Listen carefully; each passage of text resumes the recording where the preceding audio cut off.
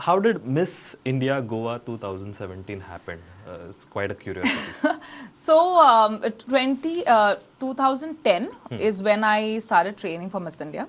And I started training for pageants.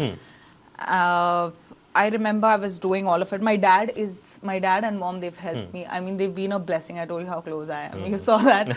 So they've been a blessing to me because my dad used to train me for communication and question answers, and my mom used to take care of my diet. So 2010, I started training. And see, when you're going for pageant, there's a lot of things that you need to put. It's not just glamour or look good all the time. It is a lot of hard work. Like, one needs to actually be in the shoe to understand the pain that we go through when you're getting ready. You have to study too, you have to read, you have to be well equipped with all the knowledge. And apart from that, you also need to look your best.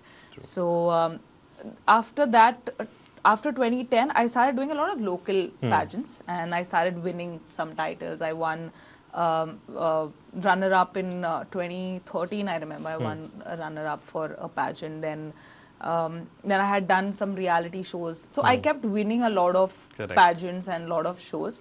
And I think that motivated me when I finally decided in 2017, when Miss India announced that they're doing, in the first time in the history of Miss India, they had announced that they're going to have 30 state winners.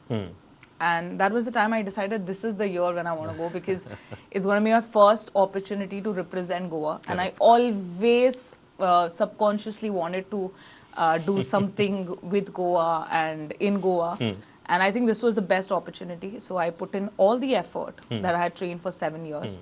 And yeah, I just went and I won.